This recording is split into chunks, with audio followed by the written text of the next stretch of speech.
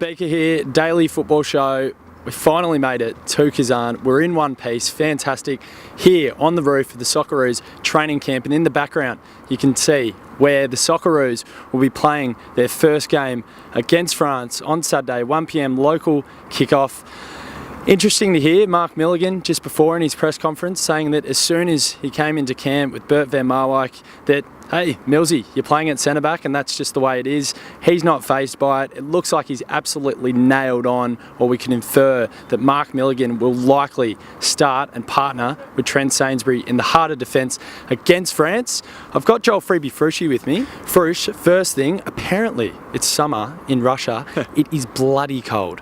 Yeah, got my bomber jacket on and still very, very cold, and probably doesn't help that we're all the way up here on the roof. No, it doesn't at all. Now, Joel, we just saw Tim Cahill in the press conference before. Of course, only got 65 minutes in total for Millwall after his move there from Melbourne City. Probably expected to get 650, but it wasn't the case. But this time he's playing mentor at the World Cup.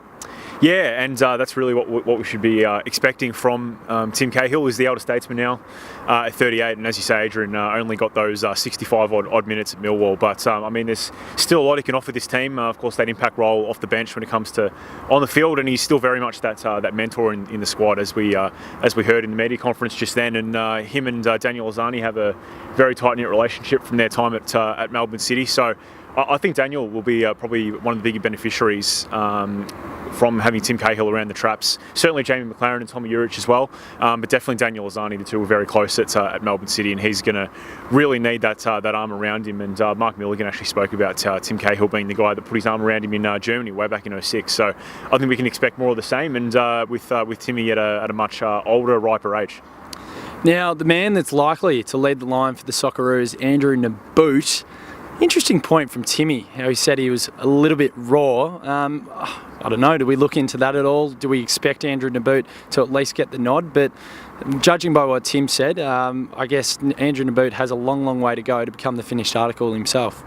Yeah, absolutely does. We know this is only his fourth or fifth cap, or will be, against France. So obviously still a lot of learning to do. You don't just learn international football overnight. But I mean, what a stage for Andrew Nabbout to really learn. I'm going to come up against the best of the best. But look, I think certainly there's a lot he can offer against France. We've seen him start against the Czech Republic and Hungary as well, and clearly the reason for that is because Andrew Nabbout is the more nimble of the strikers that we have, and from all the things we've heard about him, it's that Bert van Marwijk loves his defensive work rate, and against France, where we're going to be on the back foot, we're going to need that. Now, Big Beef's giving us a wrap up, and it's a good idea because, as we've said again, Joel, it feels like we're in Australia, not in the summer of Russia. But anyway, it is what it is. We're happy to be on the roof. Daily Football Show TV. Subscribe to the YouTube channel. Do it. Get it done. Or Big Beef will be angry.